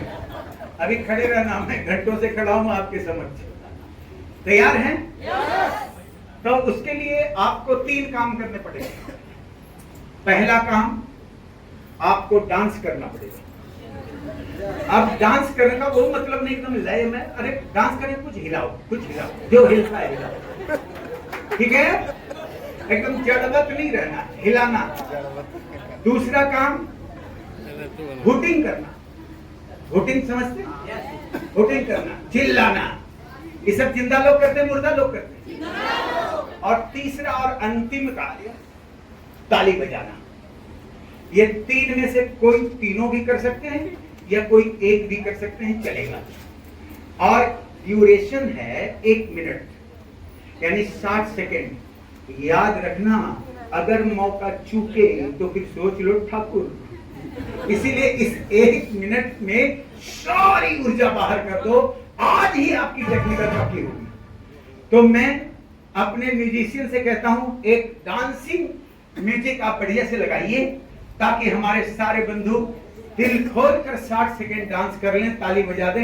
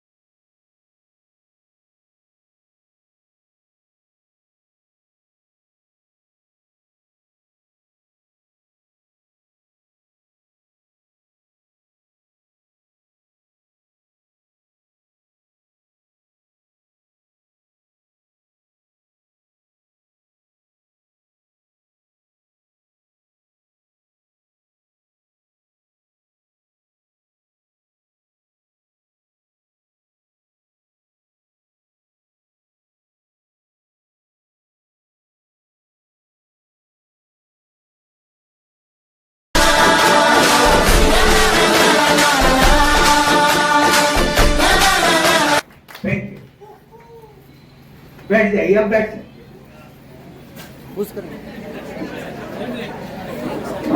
रुक जाए। एक इम्पैक्ट मैसेज में दे रहा हूं, इसको जरा निकालिए। बिजनेस आरसीएम में और बाहरी बिजनेस में क्या अंतर है, जानना चाहेंगे कि नहीं जानना? और उसके लिए जान लगाइए। सुबह में गुरुकुल में आइए। 40,000 करोड़ के मालिक आदरणीय श्री टीसी छाबड़ा सर आपको अमीर बनने का पुट सिखाते हैं। सारी सिस्टम वहां होती है। 1 घंटे भविष्य के लिए खर्च करो। 1 घंटे पेट के लिए तो 24 घंटे दे रही हो, 1 घंटे भविष्य के लिए दो। आरसीएम में, सॉरी, जीवन में कामयाब होना वैचारिक युद्ध है, विचारों की लड़ाई है। विचारों में मजबूत हो जाओ। सुबह उठो, गैंडे की तरह मत सुतो कुंभकर्ण के जैसा। Early to bed, early to rise makes a man healthy, wealthy and समझो। जो सुबह उठते हैं वो पहलवान भी होते हैं, धनवान भी होते हैं और बुद्धिमान भी होते हैं। सुबह उठो और 6:30 से 7:30 तक टीसी सर को सुनो, हो पाएगा? yes! दूसरा काम नंबर 2, जल्दी जल्दी रॉयल्टी किनको चाहिए? जल्दी जल्दी तीव्रता से हाँ, तो आप सब लोग, हाँ एकदम धन्यवाद। बहन जी हाथ नीचे कर लो। अब कोई मनमानी नहीं, कोई लंगटड़ानी नहीं। आप शिष्य बनिए सिस्टम के, आपके शिष्य हजारों बन जाएंगे। टिकट घर देखा है रेलवे स्टेशन का? सुबह में मैं भी लाइन में लगा था, सबसे पीछे।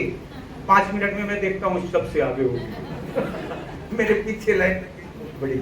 ऐसे ही होता है नेटवर्क में, घबराओ मत। एक गणित बताता हूं, तुम्हारी कॉन्फिडेंस लेवल मजबूत हो जाएगी।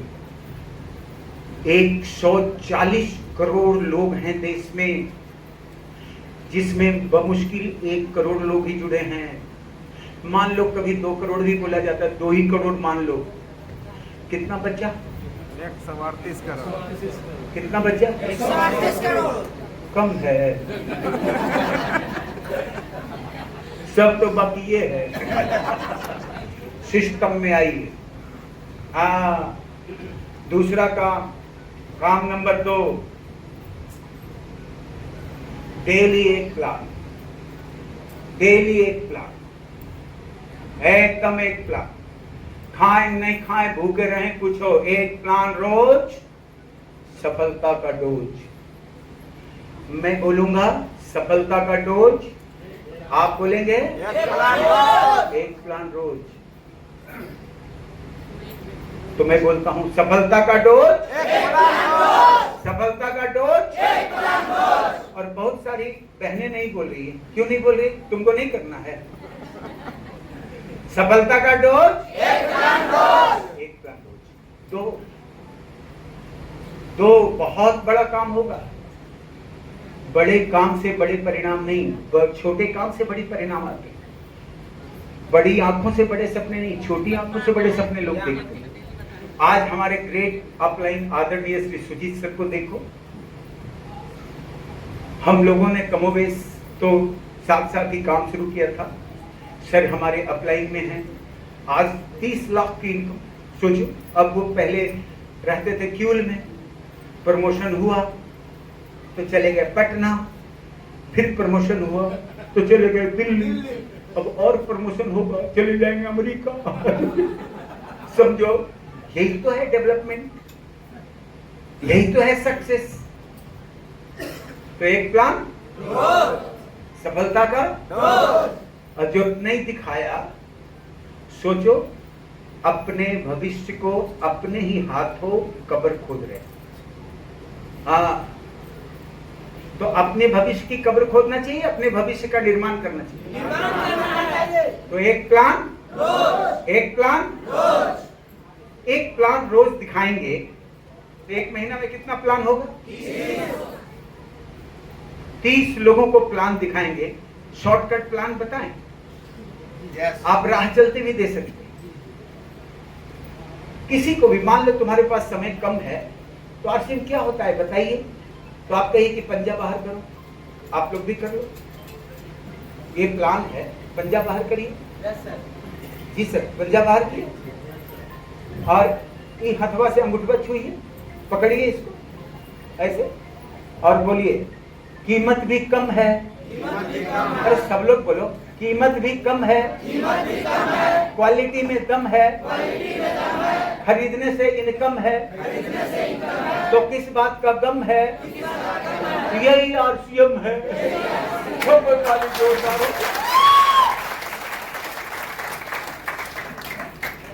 तो सुनते हैं तो आरसीएम का प्रोडक्ट बहुत महंगा होता है, आप बोलते हैं कम है। तो आप पूछे नमक कौन सा खाते हो? तो टाटा का। कितने में मिलता है? 28 में। उसमें पीपीएम कितना है? पीपीएम क्या होता है? आयोडीन का मानक होता है। कितना होता है? 15। मेरा भी 15 है और दाम 28 नहीं है, दाम 20 है। कितना है? 20। कीमत कम हुआ कि नहीं हुआ? और उसका डबल रिफाइनिंग है, हमारा ट्रिपल रिफाइनिंग है। तो बोलो क्वालिटी में दम हुआ कि नहीं हुआ? बोलो बोलो। अच्छे बार खरीदेंगे तो 1 बार फ्री मिलेगा। बोलो बोलो, है कि नहीं है? कुछ लोग बड़े बड़े शोरमा आएंगे, मेरे से महंगा कोट पहन के आएंगे, मेरे से महंगी टाई लगा के आएंगे, बोलेंगे मैं इंटरनेशनल बिजनेस करता हूँ, ये इंडियन बिजनेस मैं नहीं करता। मैंने बोला ठीक है, तुम इंटरनेशनल बिजनेस करो, लेकिन बता दो कि इस गरीब भारत में 1 रुपए का प्रोडक्ट भी है क्या तुम्हारे पास? वर्ल्ड में चलने वाली किसी भी नेटवर्क मार्केटिंग के प्लेटफॉर्म में 1 रुपए का प्रोडक्ट नहीं है, नहीं है और बिल्कुल नहीं है। और है तो 1 रुपए का शैम्पू आरसीएम नहीं है साहब।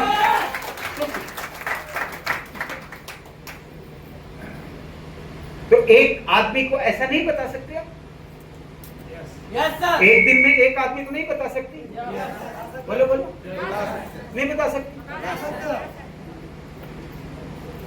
अरे तुम्हारा हीरो बनना जरूरी है, बात को समझो। इसके पीछे लॉजिक क्या है सुनो। मेरे पिताजी अगर अरबपति रहते तो मैं भीख मांग रहा होता क्या 2003 में? सोचो ना। अरे क्यों नहीं समझती? अगर तुम अमीर बन जाओगी तो तुम्हारा जीवन नहीं, तुम्हारे बच्चे भी अमीर बन जाएंगे। क्यों नहीं समझ? क्यों नहीं समझ?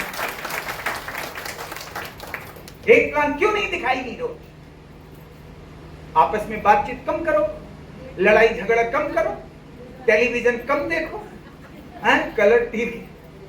और कौन कौन टीवी? मैं तो न्यूज चैनल देखता हूं, इसके अलावा कुछ नहीं। तो मैं अपनी बहनों से, बेटियों से कहना चाहता हूं, don't waste your priceless time. अपने कीमती समय को बर्बाद मत करो, क्योंकि ये दोबारा नहीं आएगा। Never will come. कपड़े तुम्हारे दोबारा आ जाएंगे, पैसे दोबारा आ जाएंगे, लेकिन जो समय गुजार दोगी वो इस पूरी जिंदगी में कभी नहीं आएगा। नहीं आएगा। तो बोलो उसका दुरुपयोग करना है कि सदुपयोग करना है? तो एक प्लान दिखाएंगे कि नहीं दिखाएंगे? नहीं, मेरे से आज एकदम क्लियर कर ही लो। एक प्लान रोज सारे लोग दिखाएंगे? अब बताओ 30 लोगों को हमने प्लान दिखाया तो कम से कम कितनी ज्वाइनिंग हो जाएगी? 10। ठीक बोल रहे, कितना बोले? 10। सही है। आप हमेशा अच्छा मेरे को बात बताओ, मसौड़ी में कितने लोग हैं जो भोजन करते हैं, नहाते धोते हैं? और कितने लोग हैं जो ना नहाते हैं ना खाते हैं, हवा पी के रहते हैं? तो 30 आदमी को बताएंगे तो 30 भी जुट सकता है। कम से कम 10 लोगों को तो हम ले ही लें। यस और नो? और कोई थोड़ा बहुत नाच नखरा भी करे तो जबरन उसके पास प्रोडक्ट पहुंचा दो। बोलो पहले खा लो, अगर तुम्हारे मानक पर ये खरा नहीं उतरा तो वापस ले लेना। है कि नहीं है? तो पक्का है एक प्लान रोज? एक प्लान रोज? तो इसके पीछे का टारगेट भी है 10 ज्वाइनिंग हर महीना। है कि नहीं है? चलो हमारे रॉयल्टी अचीवर 5 बोले हैं, मैं 5 ही पर मोहर लगाता हूं। 5 ज्वाइनिंग तो दे सकते हैं? हर महीना दे सकते हैं? Very good. काम नंबर 2। काम नंबर 3, आप हर महीने डायमंड क्लब करो। सुनो, जो डायमंड क्लब में रहते हैं वो जल्दी डायमंड बनते हैं। हमारे एक लीडर हैं कलकत्ता के, वो बोलते थे कि यहां से दिल्ली जाना है, आपके पास 3 माध्यम है। एक है बस, दूसरा है ट्रेन, तीसरा है हवाई जहाज। जल्दी कौन पहुंचेगा? हवाई जहाज। दिल्ली जल्दी कौन पहुंचेगा? हवाई जहाज। तो आरसीएम में भी रॉयल्टी बनने के 3 रास्ते हैं, 1500, 2500 और 5000। और 5000 हवाई जहाज है। जो 5000 हवाई जहाज में बैठेगा रॉयल्टी जल्दी वही मिलेगा। तो काम नंबर 3 मैंने बताया, डायमंड क्लब करना चाहिए। लेकिन अगर एनीवे नहीं हो पा रहा है तो कम से कम कंसिस्टेंसी में जरूर रहना, 1500-2500 में जरूर रहना। काम नंबर 4, हर महीना आपको एक मीटिंग में आना है। हर महीना कुछ भी हो जाए आना पड़ेगा। अच्छा बोलो, आज आए तो आपकी जानकारियां बढ़ी कि नहीं बढ़ी? एक्साइटमेंट बढ़ी कि नहीं बढ़ी?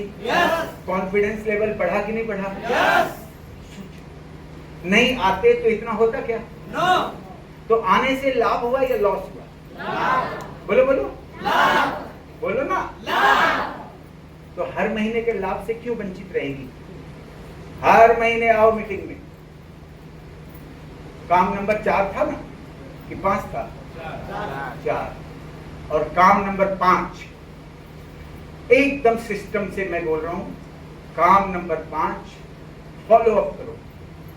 अपलाइन के भी कांटेक्ट में रहो, डाउनलाइन के कांटेक्ट में रहो, फोन पर हमेशा जुड़े रहो। ये 5 काम हो सकता है कि नहीं हो सकता? और मैं कहना चाहता हूं, सितंबर आ रहा है और सितंबर के टारगेट महीने का बिगुल बच गया जुलाई में, और मेरा मसौड़ी आने का यही अभिप्राय है। सितंबर टारगेट का महीना है, जग जाओ। स्वामी विवेकानंद ने कहा है, उत्तिष्ठत् जागृत प्राप्य वरान् निबोधत्। उठो और जागो और तब तक चलो जब तक कि कामयाबी की मंजिल न मिल जाए।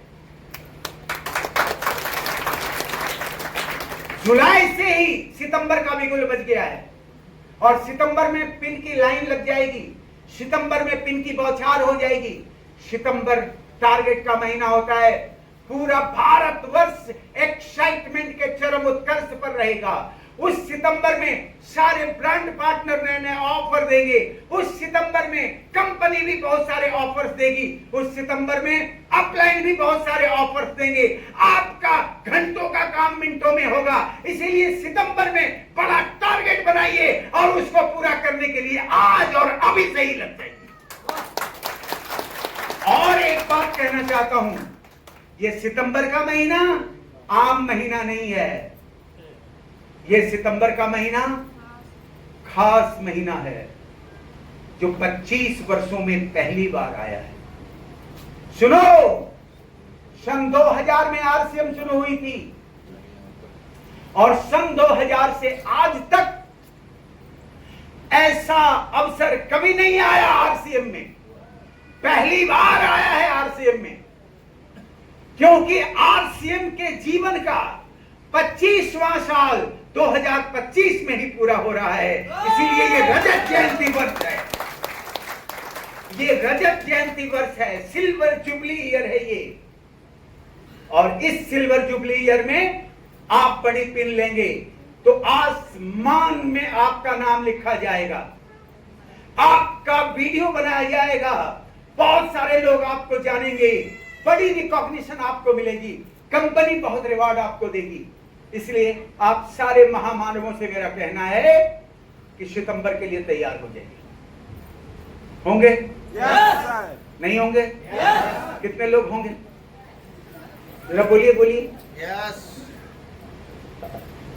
बहुत बहुत धन्यवाद। और देखो, आरसीएम का एक छोटा सा मैं फर्क बताना चाहता हूं। ये है आरसीएम और ये है, इसको हम क्या लिखे सर? मार्केट। TCM। मार्केट, ठीक बोला, मार्केट। ये है आरसीएम की दुनिया, ये है बाहरी दुनिया।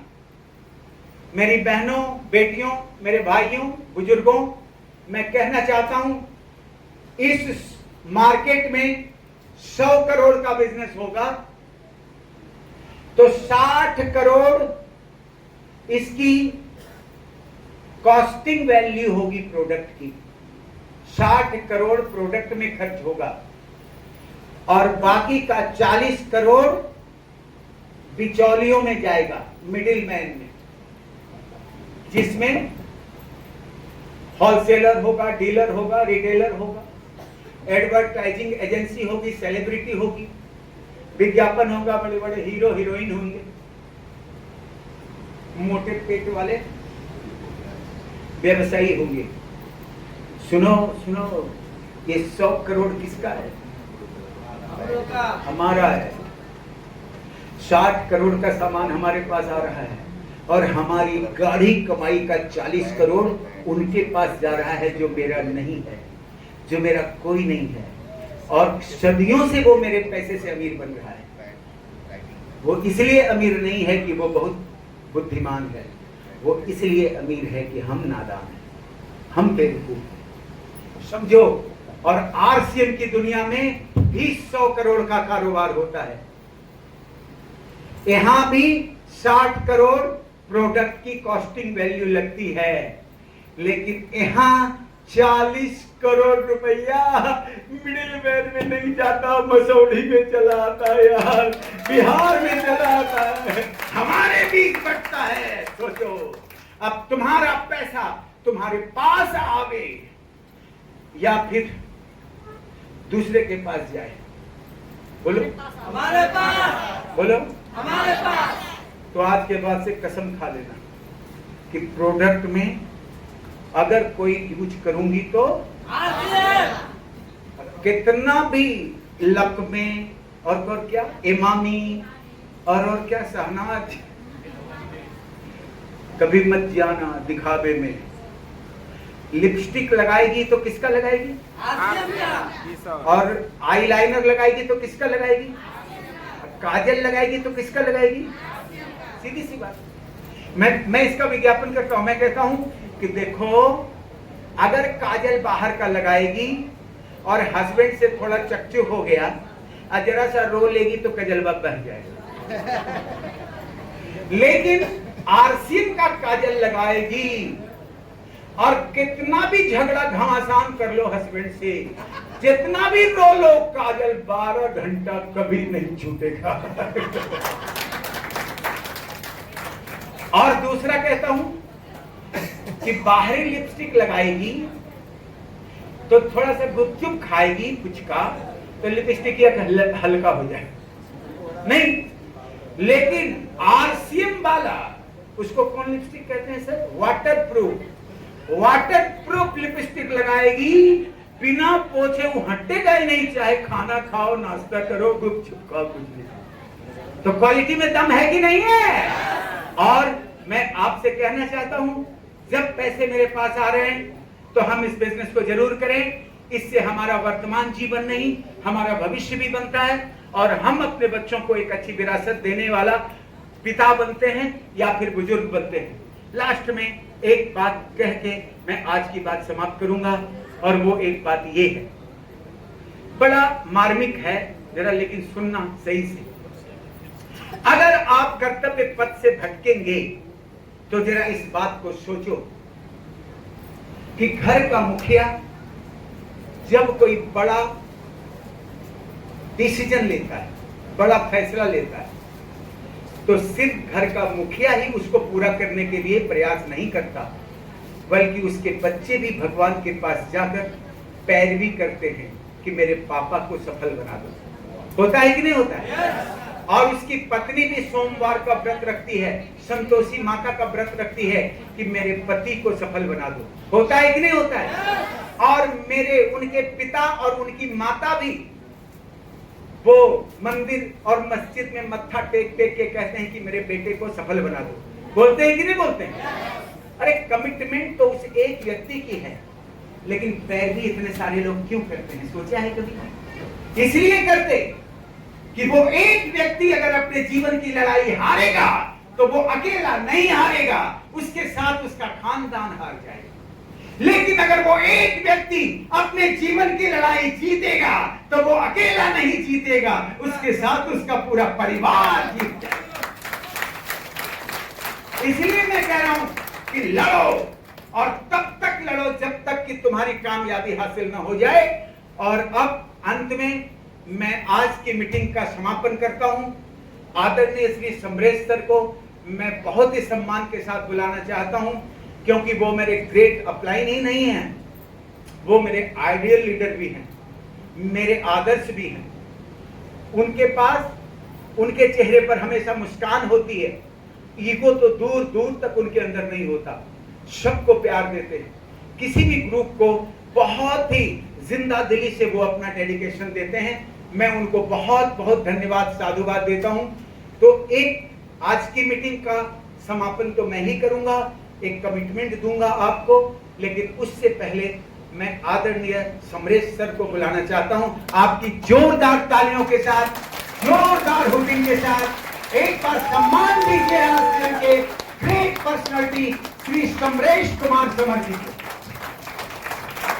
जोरदार जोरदार